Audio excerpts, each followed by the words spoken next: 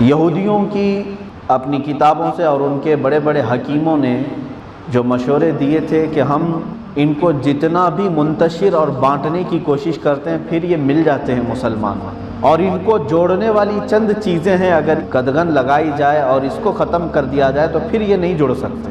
ان کو جوڑنے والی چیزیں کچھ ایسی ہیں جن کو رکھا گیا ہے ابتدائے اسلام سے آج تک۔ یہودی نے کہا ان کو ہزار ہم ڈیوائیڈ کریں بہت ساری باتوں میں، رنگ میں، نسل میں، نسب میں، مال میں، چھوٹے بڑے میں، لیکن ان کو ایک چیز ایسی ہے جو پوری دنیا کو جوڑتی ہے، اور وہ ہے قرآن عظیم کی عربی زبان۔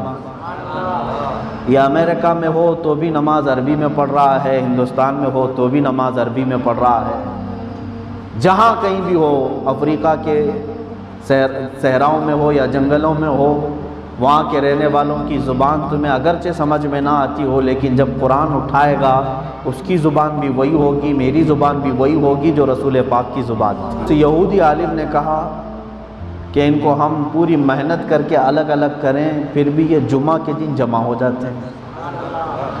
ہمارے جمعہ کا نہ اعلان ہوتا ہے، نہ پرچار لگتا ہے، نہ پوسٹر لگتا ہے۔ کسی ایک کو اتنا فنکشن کرنا ہو تو کارڈ بانٹنے پڑیں گے، اشتہار لگانا پڑے گا۔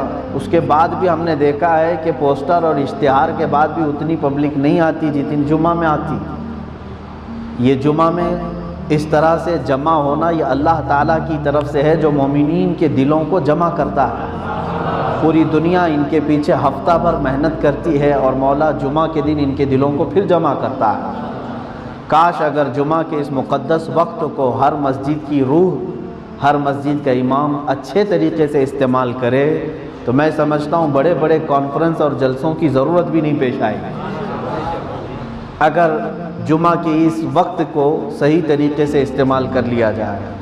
اس زبان سے اللہ تعالیٰ نے پوری دنیا کے مومنین کو جوڑ کر رکھا ہے، اور اسی وجہ سے میں دیکھ رہا ہوں کہ عربی کے خاتمے کے لیے انہوں نے پوری ایڑی چوٹی کا زور لگایا ہے۔ یہ اور بات ہے کہ آج کثیر مسلمان عربی زبان سے ناواقف ہیں، لیکن اتنی حد تک تو ہے کہ وہ نماز اور سورہ فاتحہ تو پڑھ ہی لیتے ہیں۔ تو کچھ نام کے مسلمان ایسے رہ گئے ہیں جن کو قرآن کی ایک سورہ بھی نہیں آتی۔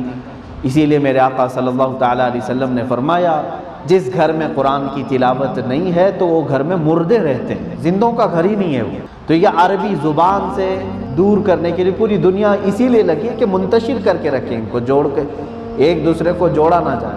آپ کو یاد ہونا چاہیے جب سلطنت عثمانیہ، خلافت عثمانیہ کو ختم کیا گیا 1921 اور 1923 کے بیچ میں، اور وہاں پر ترکی میں ایک ریولوشن آیا، مصطفیٰ کمال باشا اتا ترک نام سے ایک ایسا شخص جو منافق تھا، نام اس کا اسلامی تھا، اندر سے وہ یہودی تھا، اور اس نے سب سے پہلے جو کام کیا ترکی میں، تقریباً 650 سال چلنے والی خلافت عثمانیہ، سب سے پہلا کام اس نے کیا کیا، پوری ترکی سے عربی زبان کو ختم کیا، اسلامی ممالک سے پورے طور پر الگ کر کے یورپ میں ڈال دیا، صرف زبان کی وجہ سے، حتیٰ کہ اذانوں پر بھی پابندی لگائی، اور اس نے کہا یہ ہم لوگ سیکولر ہیں، کوئی مذہب اس کے اندر نہیں رہے گا، قرآن پڑھنا ہے تو ترکش زبان میں پڑھو، اذان دینا ہو تو ترکی میں دو۔ اسی لیے آج بھی ترکی کے لوگ محمد کو محمد کہتے ہیں، وہ ترکش زبان میں، ان کے نام بھی اگر آپ دیکھیں گے تو وہ ترکش زبانوں میں رکھے جا رہے ہیں۔ آپ سمجھ سکتے ہیں یہ دو چیزیں ہو گئی، ایک جمعہ کے لیے اور دوسرے عربی زبان کے لیے۔ تیسری چیز اس یہودی نے لکھا ہے کہ ہم سال بھر محنت کریں ان کو ڈیوائیڈ کرنے کی، ان کو منتشر کرنے کی، لیکن پھر یہ عرفات کے میدان میں سب جمع ہوتے ہیں۔ عرفات کے میدان میں میرے آقا صلی اللہ تعالیٰ علیہ وسلم تشریف لائے۔ رسول کریم صلی اللہ تعالیٰ علیہ وسلم اس وقت بھی اپنی قصوہ اونٹنی پر تھے، ازواج مطہرات بھی ساتھ تھیں، صحابہ اکرام بھی ساتھ تھے۔ عرفات میں ایک چھوٹی سی پہاڑی ہے جس کو جبل رحمت کہا جاتا ہے، وہاں پر آ کر میرے آقا صلی اللہ تعالیٰ علیہ وسلم نے اپنا خیمہ نصب کیا اور وہاں وقوف کیا۔ صحابہ اکرام رضوان اللہ تعالیٰ علیہ مجمعین کو جمع کر کے کہا تمہیں معلوم ہے مجھ سے پہلے جتنے بھی نبی آئے، آدم علیہ السلام سے لے کر حضور صلی اللہ علیہ وسلم تک، سبوں نے آج کے دن کون سی تسبیح پڑھی تھی؟ اب یہ سب ہمارے لیے بھی ہے، اور برکت بزرگوں نے فرمایا میں آج یہ کہہ بھی رہا ہوں، آج کے دن جو یہ تسبیح پڑھے گا وہ اپنے یہاں موجود ہے تب بھی مولا تعالیٰ اس کو عرفات والوں میں شامل فرمائے گا، ان کی دعاؤں میں اسے شریک فرمائے گا، ان کی تسبیحات میں اسے شامل کرے گا، چاہے وہ ہبلی کے کسی محلے میں ہی کیوں نہ بیٹھا ہو۔ حضور اکرم صلی اللہ علیہ وسلم نے فرمایا آسان تسبیح ہے، فرمایا کہ مجھ سے بیشتر جتنے نبی آئے انہوں نے آج کے دن یہ تسبیح پڑھی، لا الہ الا اللہ وحدہ لا شریک لہ لہ الملک ولہ الحمد یحیی ویمیت بیدہ الخیر وہو علی کل شیء قدیر، جس کو ہم چوتھا کلمہ توحید کہتے ہیں۔ یہ تسبیح حضور اکرم صلی اللہ تعالیٰ علیہ وسلم نے تلقین فرمائی۔ جب ظہر کا وقت آیا، اب یہ وہی وقت ہے جس میں ہم جمع ہیں، حضور اکرم صلی اللہ تعالیٰ علیہ وسلم نے عرفات کے دن یہ 9 ذی الحجہ کو ظہر کے وقت پھر ایک وہاں سے تھوڑی دور آگے تشریف لائے جہاں آج مسجد نمرہ بنی ہوئی ہے، مسجد نمرہ آج جہاں عرفات میں بنی ہوئی ہے وہاں پر تشریف لائے اور سارے صحابہ سے کہا اپنی صفیں بنا لو، اب ظہر کی نماز اور عصر کی نماز ایک ساتھ ادا کی جائے گی۔ ایک اذان ہوئی، 2 جماعتیں ہوئی ایک ہی وقت میں، ایک ہی اذان دی گئی ظہر کی، اور حضور اکرم صلی اللہ تعالیٰ علیہ وسلم نے ظہر کی نماز اور عصر کی نماز ایک ہی وقت میں پڑھائی، ایک ہی وقت میں پڑھائی، صحابہ اس کے گواہ ہیں۔ اور اس کے بعد حضور اکرم صلی اللہ علیہ وسلم نے پھر اپنی اونٹنی کو طلب کیا، قصبہ پر سوار ہوئے اور اس کے بعد جو جامع خطبہ ارشاد فرمایا جس کو خطبہ حجۃ الوداع کہتے ہیں۔ یہ خطبہ حجۃ الوداع حضور صلی اللہ تعالیٰ علیہ وسلم کا وہ ایسا خطبہ ہے جو قیامت تک آنے والے مسلمانوں کے لیے ایک دستور ہے، پورا لا ہے، پورے قوانین کا مجموعہ ہے۔ اس وقت سے لے کر آج تک 14 صدیاں گزر گئی، لوگوں نے آج تک اس پر تحقیق کی اور بتایا کہ ایک ایسا جامع خطبہ ہے۔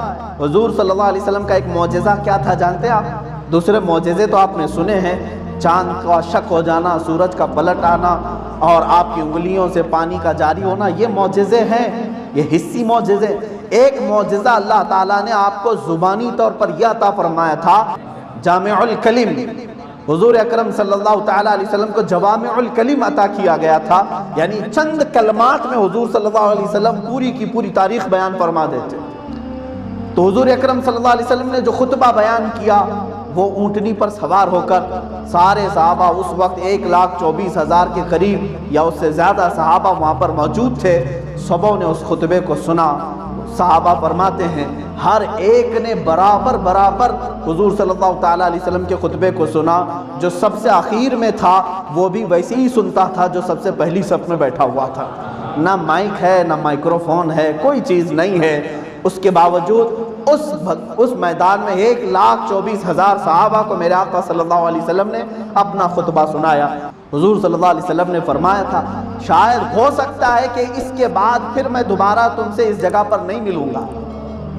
اسی خطبے کے شروع میں ہی میرے آقا صلی اللہ علیہ وسلم نے بیان فرما دیا تھا کہ ہو سکتا ہے اس سال کے بعد میں پھر تم سے دوبارہ نہیں ملوں گا۔ اور اسی خطبے کے دوران وہ آیت نازل ہوئی قرآن کی، جس کو قرآن کی سب سے آخری آیت کہا جاتا ہے، اليوم اکملت لکم دینکم واتممت علیکم نعمتی ورضیت لکم الاسلام دینا۔ یہ آیت اسی وقت نازل ہوئی، حضور صلی اللہ علیہ وسلم نے تلاوت کر کے لوگوں کو سنایا۔ حضور صلی اللہ علیہ وسلم نے فرمایا، اللہ فرما رہا ہے آج کے دن میں نے تمہارا دین مکمل کر دیا، دین مکمل ہو گیا اور میں نے اپنی نعمتیں پوری دے دی اور میں تمہیں اسلام دے کر راضی ہو گیا۔ یہ اللہ تعالیٰ نے فرمایا، سورہ مائدہ کی یہ آیت ہے، 6 پارے میں موجود ہے۔ سارے صحابہ خوش ہو گئے، ظاہر سی بات ہے احکام اب اترنے نہیں تھے، اب کیا حلال ہے کیا حرام ہے سب کچھ بیان ہو چکا ہے، سب قرآن میں آ گیا، دین کمپلیٹ ہو گیا۔ یہودی کہتے ہیں ایسی کوئی آیت اگر ہمارے کتابوں میں آ جاتی تو ہم اس کو عید کا دن منا لیتے کہ دین کمپلیٹ ہو گیا۔ اسلام کو کمپلیٹ کہا کس نے؟ اللہ نے۔ صحابہ اکرام خوش بھی تھے اس دن، سارے عرفات کے میدان میں خوش تھے کہ آج ہمارا دین مکمل ہو۔ ظاہر سی بات ہے گھر بنا رہے ہیں تو جس وقت گھر پورا مکمل ہو جائے تو خوشی کا دن ہے۔ جو چیز آپ نے شروع کی ہے وہ جب کمپلیٹ ہو جائے تو خوشی ہوتی ہے کہ نہیں؟ سب خوشیوں میں تھے سوائے ایک کے، وہ صدیق اکبر تھے۔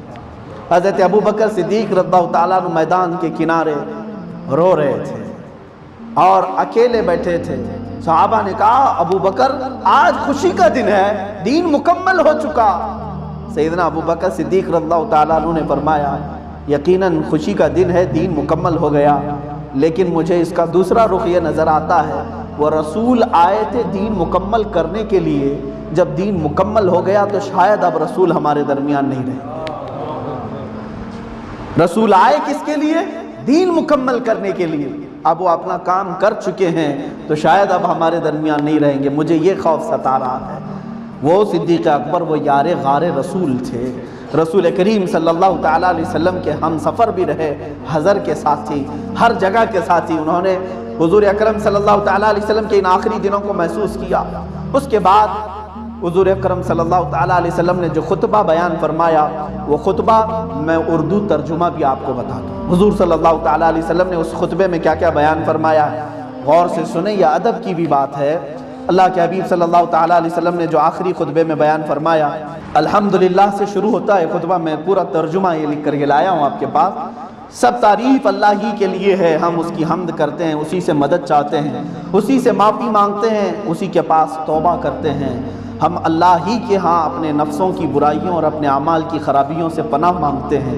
جسے اللہ ہدایت دے تو پھر کوئی اسے بھٹکا نہیں سکتا، اور جسے اللہ گمراہ کر دے اس کو کوئی دوسرا ہدایت دکھا نہیں سکتا۔ یہ پورا خطبہ من وعن رسول کریم صلی اللہ علیہ وسلم کے جملے میں بیان فرما رہا ہوں۔ تصور میں لاؤ وہ عرفات کا میدان، میرے آقا اونٹنی پر سوار ہو کر یہ جملے بیان فرما رہے تھے۔ اگر ہوش والا ذی شعور مسلمان ہو تو حضور صلی اللہ علیہ وسلم کے ایک ایک جملے کو یہ سنے گا۔ میں کیوں بیان کر رہا ہوں جانتے ہیں؟ آخر میں حضور صلی اللہ علیہ وسلم نے فرمایا تھا، اے میرے صحابہ جو تم میں سے یہاں موجود ہے وہ جو یہاں نہیں موجود ہے اس کو سنانے کی ذمہ داری لے لے، کہ جو حاضر ہے وہ غائب کو سنائے۔ انہی لوگوں میں سے میں ہوں کہ ہمارے بڑوں نے ہم تک وہ پہنچایا ہے، اور میری یہ ذمہ داری ہے کہ میں ان لوگوں کو پہنچاؤں جنہوں نے یہ حضور کا خطبہ نہیں سنا ہوگا۔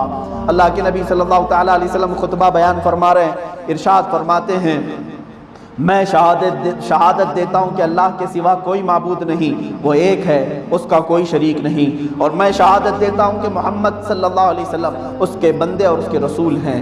اللہ کے بندوں، میں تمہیں اللہ سے ڈرنے کی تاکید کرتا ہوں اور اس کی اطاعت پر زور دیتا ہوں، اور میں اسی سے ابتدا کرتا ہوں جو بھلائی ہے۔ اے لوگوں میری بات سن لو، مجھے کچھ خبر، میں یہ نہیں جانتا کہ میں تم سے اس قیام گاہ میں یعنی اس عرفات کے میدان میں اس سال کے بعد دوبارہ پھر کبھی ملاقات کر سکوں۔ ہاں، جاہلیت کے تمام دستور آج میں نے اپنے پاؤں سے روند دیے۔ کسی عربی کو اجمی پر فضیلت نہیں، اور کسی اجمی کو عربی پر نہیں، کسی سرخ کو سیاہ پر نہیں، اور کسی کالے کو گورے پر فضیلت نہیں۔ ہاں، فضیلت ہے تو صرف تقویٰ کے ذریعے سے ہوگی۔ خدا سے ڈرنے والا انسان مومن ہوتا ہے اور اس کا نافرمان بدبخت ہوتا ہے۔ تم سب کے سب آدم کی اولاد ہو، اور آدم کو مٹی سے بنایا گیا ہے۔ اے لوگو، تمہارے خون، تمہارا مال، تمہاری عزتیں ایک دوسرے پر ایسی حرام ہیں جیسا کہ آج کے دن کی حرمت ہے، آج کے مہینے کی حرمت ہے، اور آج کے اس مہینے کی حرمت ہے، اور اس جگہ کی حرمت ہے۔ دیکھو ان قریب تمہیں خدا کے سامنے حاضر ہونا ہے، اور وہ تم سے تمہارے اعمال کے بارے میں سوال کرے گا۔ خبردار میرے بعد گمراہ نہ بن جانا کہ ایک دوسرے کی گردنیں کاٹتے پھرو۔ جاہلیت کے قتلوں کے تمام جھگڑے میں ختم کرتا ہوں۔ پہلا خون جو باطل کیا جاتا ہے وہ ربیعہ بن حارث بن عبد المطلب کے بیٹے کا ہے، میں اس کو ختم کرتا ہوں۔ اگر کسی کے پاس امانت ہو تو وہ اسے اس کے مالک کو ادا کر دے، اور اگر سود ہو تو وہ ختم کر دے۔ ہاں، تمہارا سرمایہ تمہیں مل جائے گا، نہ تم ظلم کرو نہ تم پر ظلم کیا جائے، یعنی ظلم کو برداشت بھی نہ کرو۔ اللہ نے فیصلہ کر دیا ہے کہ سود ختم کر دیا گیا، اور سب سے پہلے میں عباس بن عبد المطلب کا سود ختم کرتا ہوں۔ اے لوگو، تمہاری اس سرزمین میں شیطان اپنے پوجے جانے سے مایوس ہو گیا ہے، لیکن دیگر چھوٹے گناہوں میں اپنی اطاعت کیے جانے پر خوش ہے، اس لیے اپنا دین اس سے محفوظ رکھو، شیطان سے اپنا دین بچائے رکھو۔ اللہ کی کتاب میں مہینوں کی تعداد اسی دن سے 12 ہے جب اللہ نے زمین و آسمان کو پیدا کیا تھا۔ ان میں سے 4 حرمت والے ہیں، 3 یہ ہیں ذی القعدہ، ذی الحجہ اور محرم، یہ کنٹینیو لگاتار ہیں، اور رجب تنہا ہے۔ لوگوں اپنی بیویوں کے متعلق اللہ سے ڈرتے رہو، خدا کے نام کی ذمہ داری سے تم نے ان کو بیوی بنایا اور خدا کے کلام سے تم نے ان کا جسم اپنے لیے حلال بنایا ہے۔ تمہارا حق عورتوں پر اتنا ہے کہ وہ تمہارے بستر پر کسی غیر کو آنے نہ دیں، لیکن وہ اگر ایسا کریں تو ان کو ایسی سزا دو جو نمودار نہ ہو، اور عورتوں کا حق تم پر یہ ہے کہ تم ان کو اچھی طرح کھلاؤ، اچھی طرح پہناؤ۔ تمہارے غلام تمہارے ہیں، جو خود کھاؤ ان کو کھلاؤ، اور جو خود پہنو وہی ان کو پہناؤ۔ خدا نے وراثت میں ہر حقدار کو اس کا حق دیا ہے۔ اب کسی وارث کے لیے وصیت جائز نہیں، لڑکا اس کا وارث جس کے بستر پر پیدا ہوا۔ زناکار کے لیے پتھر ہے اور ان کے حساب خدا کے ذمہ ہیں۔ عورت کو اپنے شوہر کے مال میں اس کی اجازت کے بغیر لینا جائز نہیں۔ قرض ادا کیا جائے، عاریت واپس کی جائے، عطیہ لوٹا دیا جائے، ضامن تاوان کا ذمہ دار ہے۔ مجرم اپنے جرم کا ذمہ دار ہے، باپ کے جرم کا بیٹا ذمہ دار نہیں، اور بیٹے کے جرم کا باپ ذمہ دار نہیں۔ اگر کٹی ہوئی ناک کا کوئی حبشی بھی تمہارا امیر مقرر کر دیا جائے اور وہ تم کو خدا کی کتاب کے مطابق لے کر چلے تو اس کی اطاعت اور فرما برداری تم پر لازم ہے۔ اے لوگو، نہ تو میرے بعد کوئی نبی آئے گا اور نہ کوئی جدید امت پیدا ہونے والی ہے۔ خوب سن لو کہ اپنے پروردگار کی عبادت میں لگے رہو اور پنجگانہ نماز ادا کرو۔ سال بھر میں ایک مہینہ رمضان کے روزے رکھو، اللہ کے گھر کا حج کرو۔ میں تم میں ایک چیز چھوڑتا ہوں، اگر تم نے اس کو مضبوطی سے پکڑ لیا تو کبھی گمراہ نہ ہوگے۔ وہ کیا چیز ہے؟ کتاب اللہ، قرآن عظیم اور سنت رسول اللہ۔ اور دوسری حدیث میں ہے، میں تمہارے درمیان دو ایسی مضبوط چیزیں چھوڑ جا رہا ہوں کہ اگر تم انہیں مضبوطی سے تھامے رہو تو کبھی گمراہ نہ ہوگے۔ ایک اللہ کی کتاب قرآن مقدس ہے اور دوسری میری آل اہل بیت ہے۔ اس خطبے کو ختم کرنے کے بعد میرے آقا صلی اللہ تعالیٰ علیہ وسلم نے یوں صحابہ سے پوچھا، قیامت کے دن خدا کی بارگاہ میں میرے بارے میں اگر سوال کیا جائے گا تم سے تو اے میرے صحابہ تم میرے بارے میں کیا کہو گے؟ سارے صحابہ نے یوں کہا، آسمان کی طرف انگلی اٹھائی، عرفات کے میدان میں کہا، اے خدا تو گواہ رہنا، اے خدا تو گواہ رہنا، اے خدا تو گواہ رہنا۔ اور اس کے بعد آپ نے فرمایا، سارے صحابہ نے کہا، یا رسول اللہ، آپ نے اپنے اوپر جو ذمہ داری تھی وہ پوری نبھا دی ہے، آپ نے امانت پہنچا دی ہے، آپ نے رسالت مکمل کی ہے۔ قد ادیت الامانۃ وبلغت الرسالۃ ونصحت الامۃ یا رسول اللہ، صدقت یا رسول اللہ۔ اے اللہ کے رسول، آپ نے جو کچھ بھی فرمایا وہ بالکل سچ فرمایا ہے۔ یہ ہے خطبہ حجۃ الوداع، حضور صلی اللہ علیہ وسلم کا آخری خطبہ۔